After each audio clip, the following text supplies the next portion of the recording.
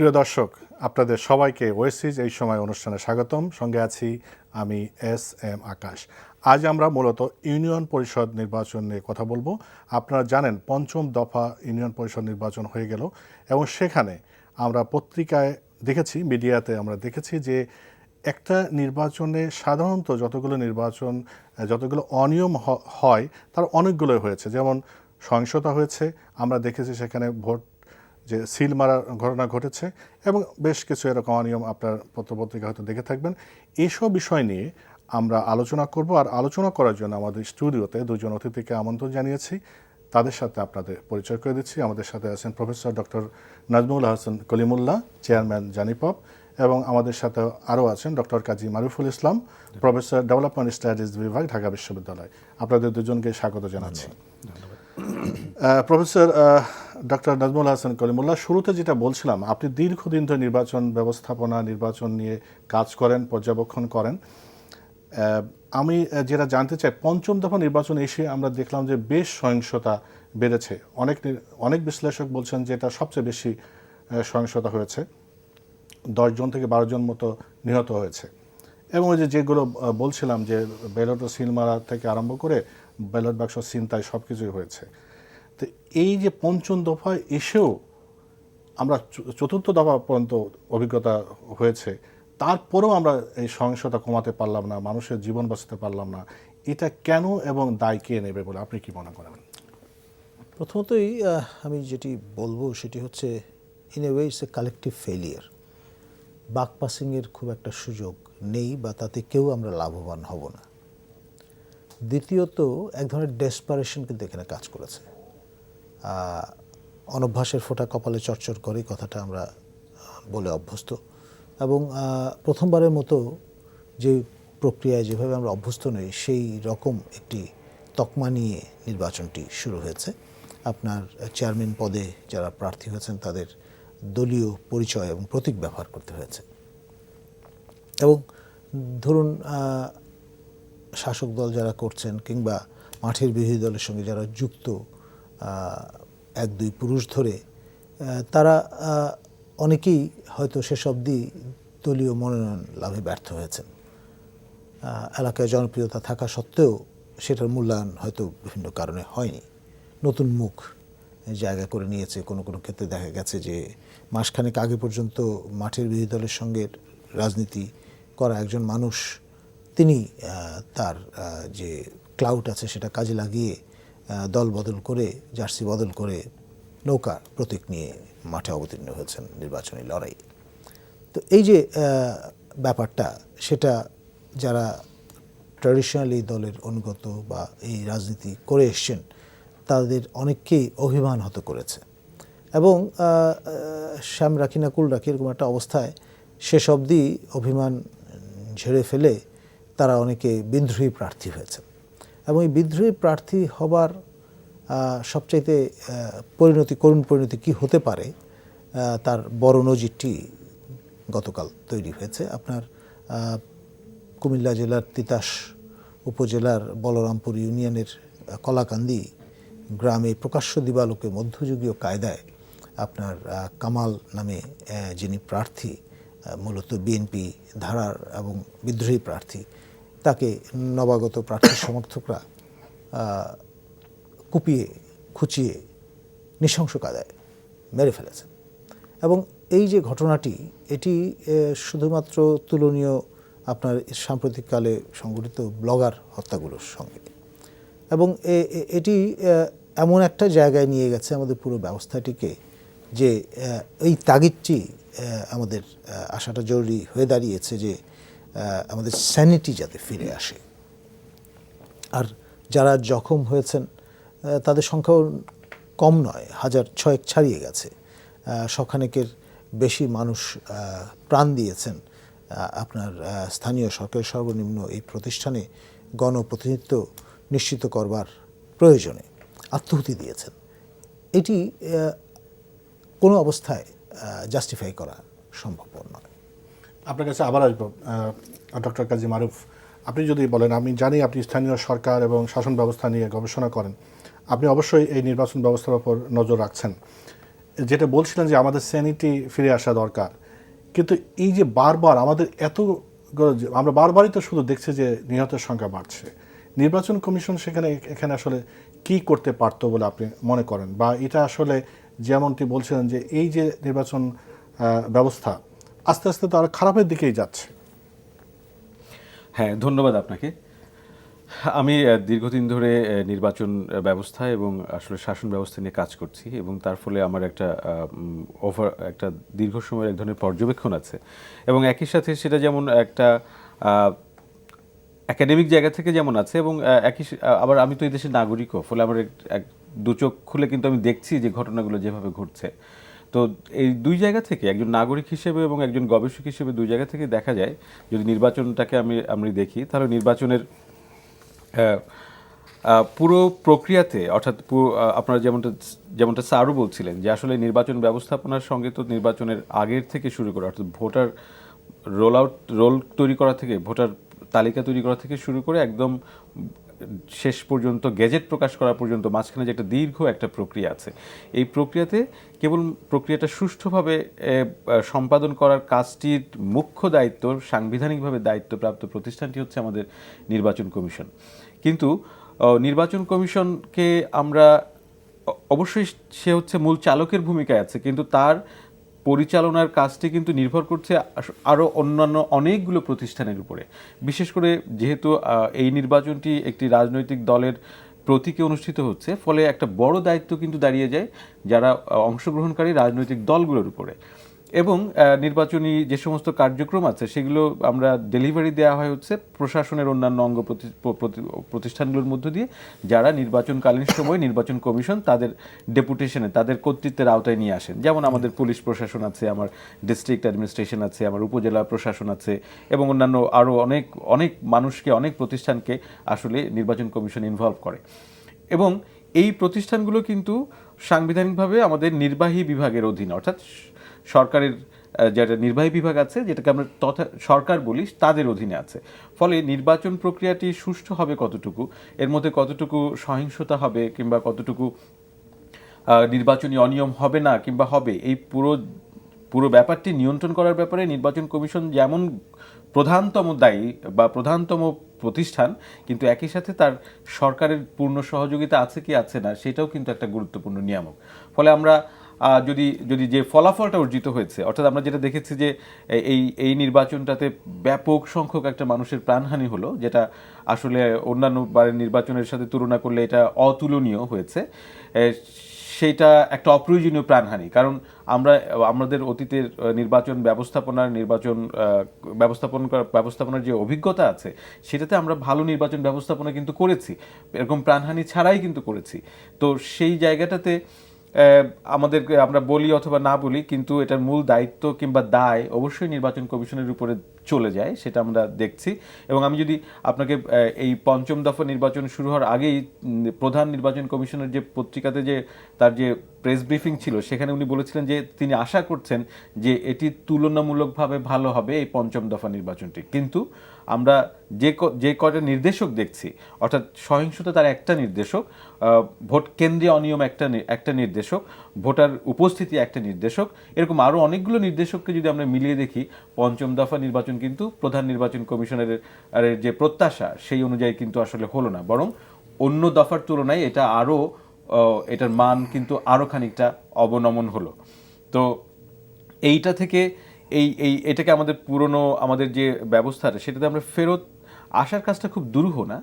কারণ আপনি দেখেন যে জাতীয় নির্বাচন আমরা 1990 সালের পর থেকে অনেক নির্বাচন অনুষ্ঠান করেছি, এবং আমাদের দেশের মানুষরাই করেছে, এবং সেগুলো যথেষ্ট রকমভাবে স্বীকৃত মানসম্পন্ন নির্বাচন হয়েছে, এবং স্থানীয় ও সরকার নির্বাচন হয়েছে, সেগুলোর মানের ব্যাপারে কিন্তু প্রশ্নটা ওঠেনি। কিন্তু এবার উঠলো, অর্থাৎ দেখলাম যে এইবার আমরা মানসম্পন্ন নির্বাচন করতে পারলাম না।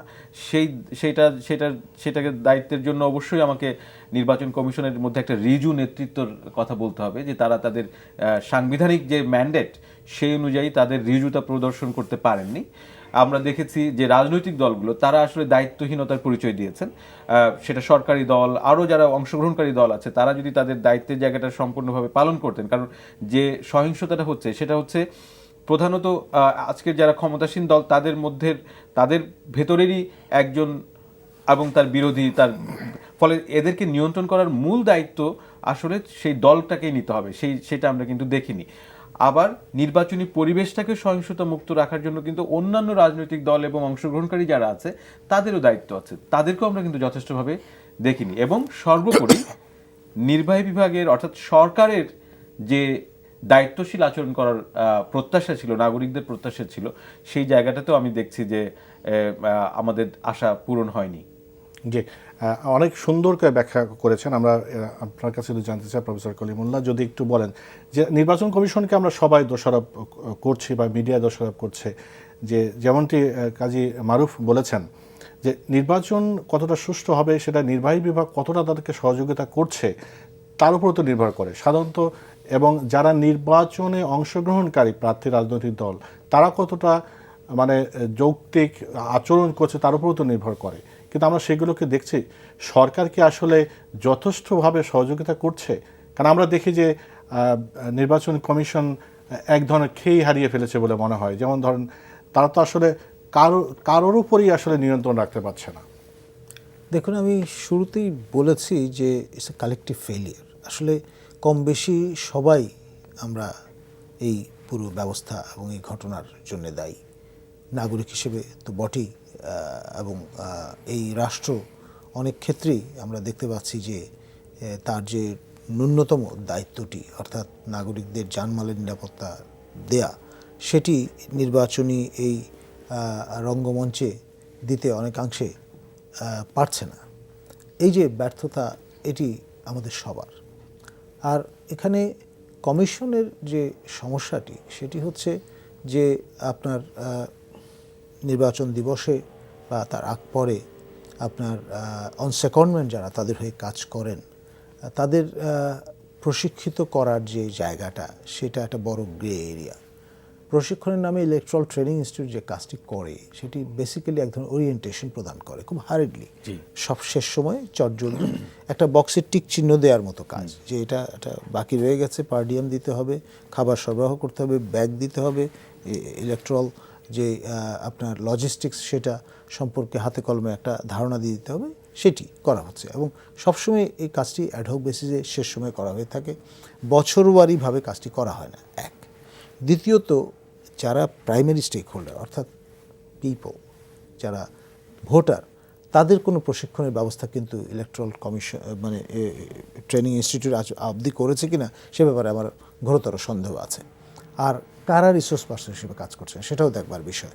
আমার জানা মতে টিল টু ডেট কোনো একাডেমিক সেখানে একদিনও বক্তব্য রেখেছেন কিনা সেটা নিয়েও আমার যথেষ্ট বড় সন্দেহ আছে।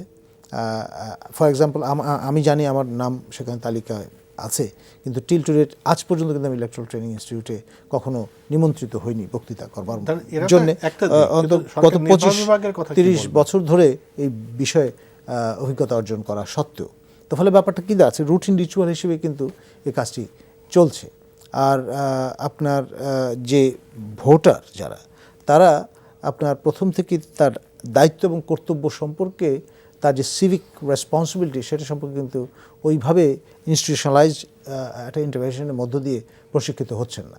তো এর লং টার্ম ইম্প্যাক্টটা কিন্তু আমরা দেখতে পাচ্ছি। যেটা ধরুন আপনি সুন্দর করে বলেছেন, কিন্তু আমি যেটা আরেকটু জানতে চাই, ধরুন ভোটাররা, ধরুন আমরা অনেক দীর্ঘদিন ধরে ভোট হয়, ভোটাররা ভোট দিতে যায়, এই জ্ঞানটুকু ভোটারদের মধ্যে আছে। ভোটের দিন ভোট দিতে যেতে হবে, তারা শুধু পরিবেশটা শান্ত এবং পরিবেশটা ভালো আছে কিনা, তারা নিরাপদে দিতে পারবে কিনা, এই গ্যারান্টিটুকু চাই। সেটা করার ক্ষেত্রে নির্বাচন কমিশন নির্বাহী বিভাগে সেই রকম সহযোগিতা পাচ্ছে কিনা আপনি কি মনে করেন? নির্বাহী বিভাগের পক্ষ থেকে আসলে এখানে বল গেমটা একটু আমাদের বুঝতে হবে। আপনার জাতীয় সংসদ নির্বাচনের সঙ্গে গুণগত পার্থক্য আছে স্থানীয় সরকার প্রতিষ্ঠানগুলোর নির্বাচনের। স্থানীয় সরকার প্রতিষ্ঠানের নির্বাচনগুলো আয়োজন করা কমিশনের কিন্তু সাংবিধানিক দায়িত্ব না। তার দুটি সাংবিধানিক দায়িত্ব, একটি হচ্ছে আপনার জাতীয় সংসদ নির্বাচন নিশ্চিত করা, একটি হচ্ছে রাষ্ট্রপতি পদে নির্বাচন নিশ্চিত করা। আর বাকি যে কাজ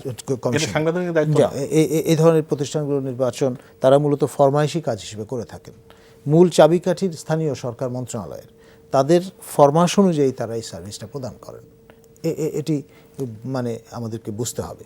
তো ফলে ওই যে ম্যানিউভার করাটা, অর্থাৎ জাতীয় সংসদের নির্বাচন এটাকে সর্বোচ্চ অগ্রাধিকার দেয়া মতো যে ব্যাপারটি ঘটে, বা নির্বাচন দিবসে হয়তো দেখা যায় যে সরজমিনে মাঠে পরিস্থিতি কী সেটা দেখার জন্য অনেক সময় হেলিকপ্টার সহযোগে কমিশনাররা তাদের উপস্থিতি জানান দেন।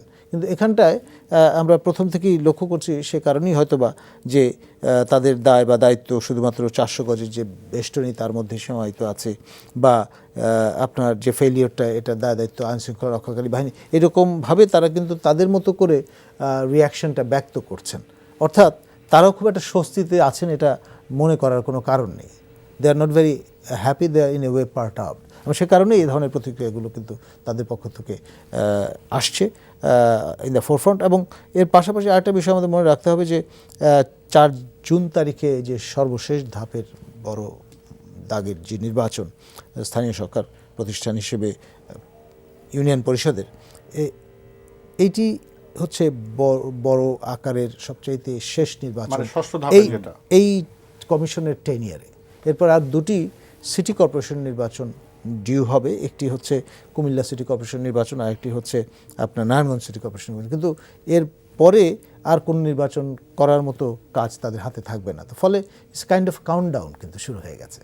সেই জন্য শেষ সময় এক ধরনের ডেসপারেশন কিন্তু কাজ করে যে ঠিক আছে, আমরা কোনোভাবে দায় মুক্ত হতে পারলাম। সেটা উল্টাও তো হতে পারতো, আমরা এই পর্যায়ে শেষ করব, বিষয়টা তো উল্টাও হতে পারতো, যে যেটা রিজু খাড়া করার কথা যেটা প্রফেসর মাহরুব বলছিল, সেটা তো উল্টাও হতে পারতো যে শেষ মুহূর্তে আমরা একটু শক্ত হয়ে ঠিক মতো নির্বাচন করে যাই জাতির জন্য। আমাদের সেটা তো ডেফিনেটলি আমাদের সবারই প্রত্যাশা, এবং আমরা চাইবো যে with a happy note, with a graceful. আমার কাছে যে বিষয়টা আপনারা জানতে, যদি এরকম গুরুত্ব না দিয়ে যদি নির্বাচন করেন এবং এর সহিংসতা হতে থাকে এবং মানুষের মনে যদি এরকম ধারণা হয় যে এখানে নির্বাচন ভালো হচ্ছে না, আমাদের সামনে তো জাতীয় নির্বাচন, তাহলে এই জাতীয় নির্বাচনের কি প্রভাব পড়তে পারে এই ধরনের নির্বাচন ব্যবস্থাপনা যদি ভেঙে পড়ে? আমরা সরাসরিভাবে এই ইউনিয়ন পরিষদের নির্বাচনের সঙ্গে জাতীয় সংসদ নির্বাচন যদি আমরা যদি বোঝাতে চাই, ঠিক সরাসরি সম্পর্ক তৈরি করাটা খুব বুদ্ধিমানের কাজ হবে না। কারণ এইটা যে প্রেক্ষিতে হয়ে থাকে স্থানীয় সরকার নির্বাচন, বিশেষ করে ইউনিয়ন পরিষদ নির্বাচন, এটা একদম গ্রাম পর্যায়ে হয়ে থাকে, একদম তৃণমূল পর্যায়ে হয়ে থাকে। সেই জায়গাটাতে যে সমস্ত নিয়ামক কাজ করে, এই রাজনৈতিক যে স্পেস, যে একটা তৃণমূল পর্যায়ে যে স্পেসটা তৈরি হয়, সেখানে যে সমস্ত উপাদানগুলো কাজ করে, ঠিক এইটা একই রকমভাবে আসলে জাতীয় পর্যায়ে কাজ করে না। জাতীয় পর্যায়ের ব্যাপারটা আরও অন্যরকম হয়।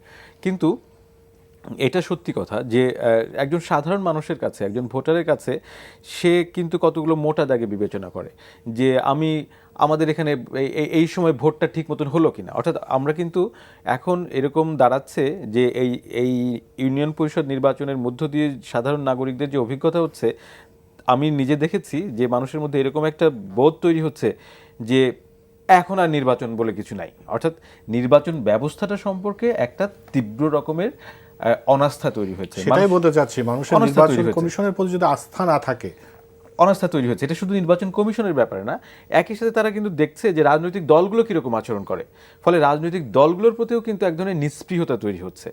আবার দেখছে তার প্রশাসন কী আচরণ করে, এবং তারা দেখছে যে প্রশাসন তারা নিরপেক্ষ আচরণ করে না। তার মানে আমরা নির্বাচন ব্যবস্থাপনার সাথে যারা যুক্ত, নির্বাচন কমিশনের উপরে আস্থা তারা হারাচ্ছে, রাজনৈতিক দলগুলোর প্রতি তারা নিস্পৃহ হচ্ছে, এবং তারা এইরকম অনুভূতি তৈরি হচ্ছে যে আসলে প্রশাসন, অর্থাৎ প্রশাসন বলতে কিন্তু তৃণমূল পর্যায়ে পুলিশকে বোঝায়, প্রশাসন বলতে কিন্তু উপজেলা নির্বাহী কর্মকর্তা, তার যে অধীনস্থ কর্মকর্তারা তাদেরকে বোঝায়, অর্থাৎ মন্ত্রী মহোদয় কিংবা সচিব মহোদয় তাদেরকে কিন্তু বোঝায় না, ওখানে কিন্তু ওই অর্থে বোঝায়। এবং তারা দেখছে যে তাদের কাছাকাছি যে প্রশাসন, তারা কিন্তু নিরপেক্ষ ভূমিকা পালন করতে পারছে না। ফলে এই মানুষদের কাছেই তো আমরা আবার যাব, সে 2 বছর পরে হোক, 5 বছর পরে হোক, আমরা তো এই মানুষদের কাছেই আবার একটা নতুন নির্বাচনের বার্তা নিয়ে যাব। তখন তো তাদের কাছে, যদি আমরা ইতিমধ্যে, অর্থাৎ এই নির্বাচনটা শেষ হওয়া এবং আগামী জাতীয় নির্বাচনটার মাঝামাঝি যে সময়টা আছে, সেই সময়টাতে যদি আমরা আমাদের দায়িত্বহীনতাটাকে যদি অ্যাড্রেস না করি, আমরা যদি যে সমস্যাটা আমরা ইতিমধ্যে তৈরি করেছি সেটাকে যদি আমরা অ্যাকনলেজ না করি, এবং আমরা যদি সেটাকে অ্যাড্রেস করার চেষ্টা না করি, যেমন স্যার অনেকগুলো পদ্ধতির কথা বলছিলেন যে প্রশিক্ষণের জায়গা আছে, নাগরিকদেরকে সচেতন করার ব্যাপার আছে, এবং রাজনৈতিক দলগুলোকে দায়িত্বশীল হতে হবে। এটা আমাদেরকে মানতেই হবে যে তারা একটা স্টেক হোল্ডার, বড় স্টেক হোল্ডার। তারা যদি ঠিক মতন নমিনেশন না দেয়, তারা যদি জনগণের দাবির প্রতি রেসপন্ড না করেন, তারা যদি তাদের কর্মীদেরকে নিয়ন্ত্রণ না করেন, তাদের মধ্যে যদি ডিসিপ্লিন তৈরি না হয় তাহলে তো এই রকম অবস্থাটাই প্রিভেল থাকবে, এবং তার ফলে সাধারণ মানুষ কিন্তু আমরা নির্বাচনে যেমন দুটো জায়গাতে ক্ষতিগ্রস্ত হতে পারে, আমরা যেটা দেখতে পাই, মানে আমরা ধারণা করতে পারি তাত্ত্বিকভাবে, যে সেটা হচ্ছে যে মানুষের যে প্রতিনিধিত্ব, অর্থাৎ মানুষ যে স্বতঃস্ফূর্তভাবে নির্বাচনে প্রতিযোগিতা করবেন, তার একটা ম্যান্ডেট আছে, তার একটা ইশতেহার আছে, সেটা নিয়ে যে যাবে, সে যাওয়ার ব্যাপারটাতে অনগ্রহ তৈরি হতে পারে। দ্বিতীয়ত হচ্ছে ভোটারদের জায়গা থেকে, অর্থাৎ ভোটাররাও কিন্তু খুব নিষ্ক্রিয় হয়ে যেতে পারে, এবং এইটা দীর্ঘমেয়াদে আমাদের গণতন্ত্রের জন্য একটা বড় রকমের হুমকি হিসেবে দাঁড়াতে পারার সম্ভাবনা আছে। যেমনটি ডক্টর কাজী মারুফ বলছিলেন যে গণতন্ত্রের জন্য একটা হুমকি, যত গণতন্ত্রের জন্য আমাদের যত লড়াই, আমরা তো একটা গণতান্ত্রিক সমাজ ব্যবস্থা চাই। তো এই যে কথাগুলো বললেন, যদি ভোটাররা নিষ্ক্রিয় হয়ে যায় এই রাজনৈতিক দলের এই আচরণের কারণে, এই আমাদের যে স্থানীয় প্রশাসনের যে একটা ভালো ভূমিকা না হওয়ার কারণে, এবং সর্বোপরি যে নির্বাচন কমিশন তাদের যে দৃঢ় ভূমিকা হওয়ার কথা সেটা না হওয়ার কারণে, তাহলে আমাদের আসলে এই গণতন্ত্রের প্রতি মানুষের, আলটিমেটলি গণতন্ত্রের প্রতি মানুষের একটা হতাশা জাগবে। তো এটা থেকে আমরা কীভাবে বের হতে পারি? দেখুন, গণতন্ত্র বলতে সাদামাটাভাবে আমি বুঝি প্লুরাল স্পেস, একের অধিক মত পথের শান্তিপূর্ণ সহাবস্থান এবং মত প্রকাশের স্বাধীনতা, এবং সেরকম একটি পরিবেশ বজায় থাকবে।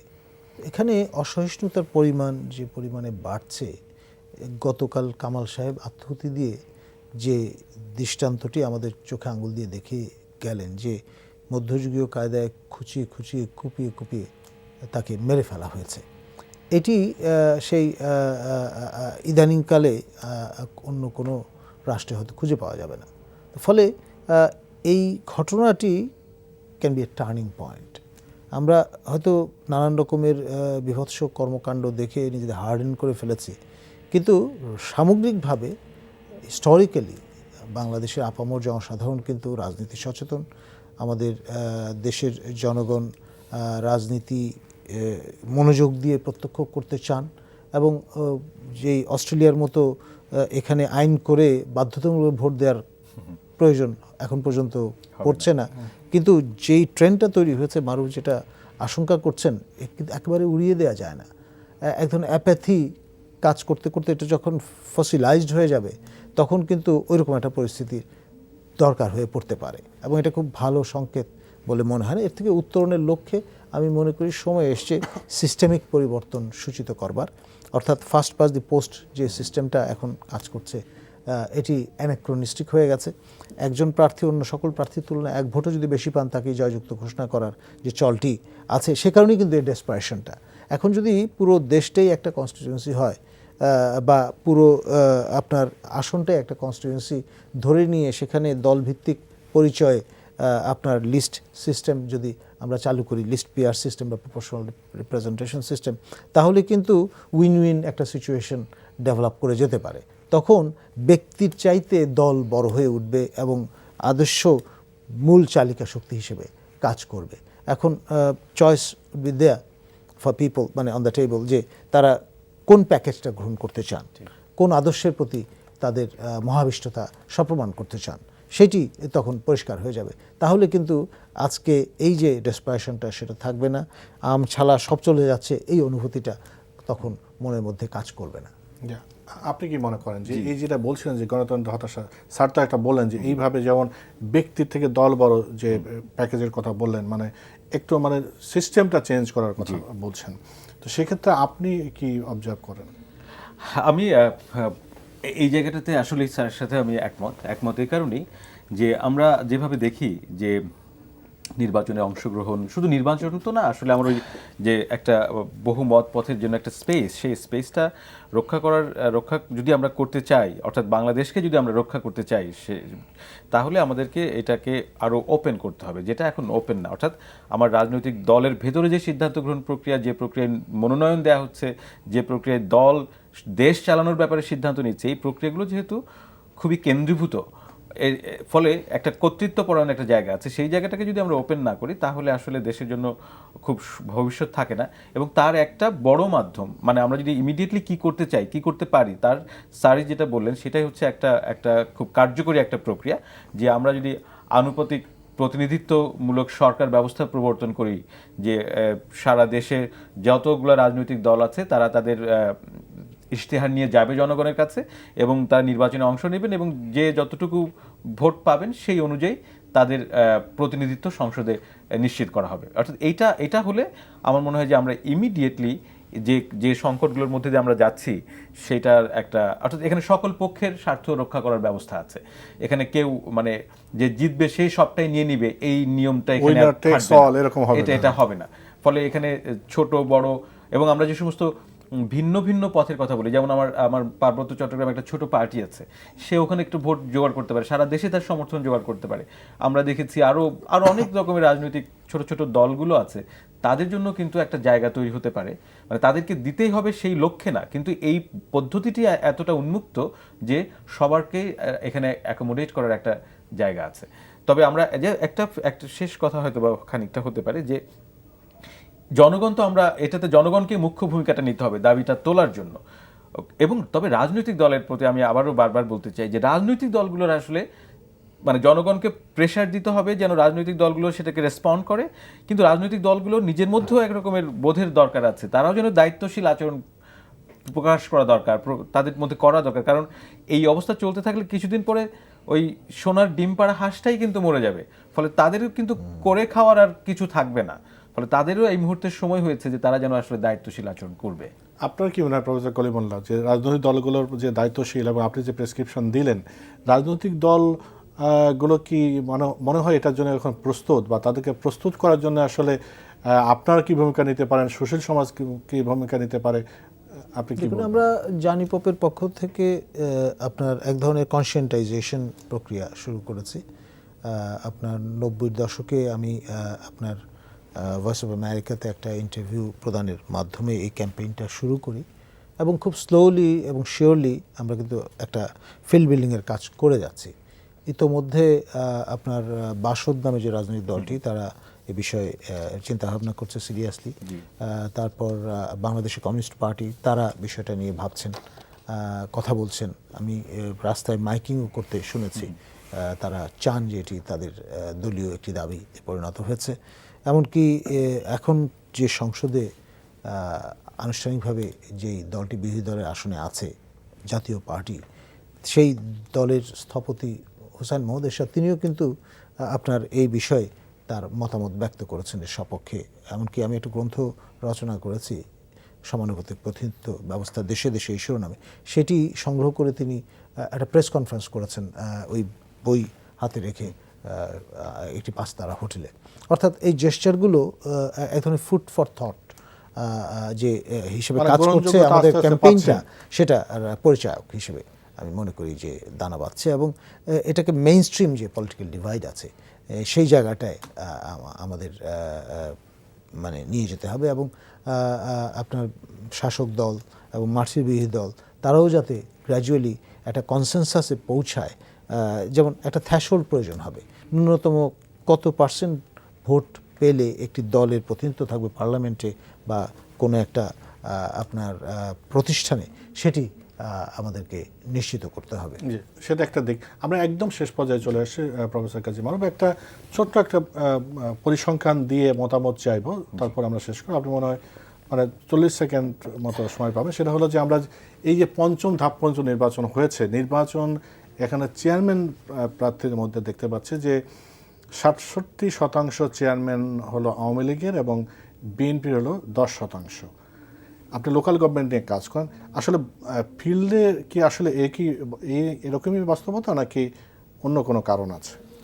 আমি বাংলাদেশের রাজনীতির একজন পর্যবেক্ষক হিসেবে বলতে পারি যে বাংলাদেশ আওয়ামী লীগের যে সাংগঠনিক বিস্তৃতি সেটা অনেক বেশি এবং একদম গ্রাম পর্যায় পর্যন্ত আছে। ফলে এই যে সংখ্যাটা আপনি বলছেন সেটা এমন কিছু অবাক হওয়ার ব্যাপার না। তবে এই নির্বাচনে এই সংখ্যাটা দিয়ে আসলে দলগুলোর উপস্থিতি বিবেচনা করাটা আমাদের জন্য এটা খুব এটা ঠিক একটা পদ্ধতি না, কারণ আমরা দেখেছি যে কিভাবে হচ্ছে। তবে যে তুলনামূলক পার্থক্য আছে এবং বাংলাদেশ আওয়ামী লীগ বাংলাদেশ জাতীয়তাবাদী দলের তুলনায় তাদের সম্প্রসারণ, তাদের কার্যক্রম তৃণমূল পর্যায়ে অনেক বেশি সক্রিয়, অনেক বেশি সুসংগঠিত, এটা কোনো সন্দেহ নেই। তার একটা প্রতিফলন হয়তো এটার মধ্যে কিছুটা হলেও আছে। আচ্ছা, আপনি কি মনে করেন যে এই যে আওয়ামী লীগের এবং বিএনপির নির্বাচনে যে চেয়ারম্যান প্রার্থীর জেতার যে রেশিও আমরা দেখছি পঞ্চম ধাপ পর্যন্ত 67% এবং 10%, এটা কি মাঠের বাস্তবতা উঠে এসেছে, নাকি আমরা এই যে ইলেকশনে অনিয়ম, ব্যালট বাক্স ছিনতাই, সিল মারা, এটাও আসলে ভূমিকা রেখেছে? দেখুন, ডক্টর মারুফ যে বক্তব্যটি হাজির করেছেন তার সঙ্গে দ্বিমত প্রকাশ করার কোনো সুযোগ নেই কোনো বিশ্লেষকেরই। আসলে এখানে সবচেয়ে পুরনো রাজনৈতিক দল, মেইন স্ট্রিম ক্রিয়াশীল দল কিন্তু বাংলাদেশ আওয়ামী লীগ, এবং আমাদের জাতির পিতা বঙ্গবন্ধু শেখ মুজিবুর রহমান এই দলকে ঘিরেই কিন্তু স্বাধীনতার স্বপ্ন দেখেছেন এবং স্বাধীনতা আন্দোলন করেছেন। তো ফলে এর সঙ্গে অন্য কোনো দলের তুলনা চলে না।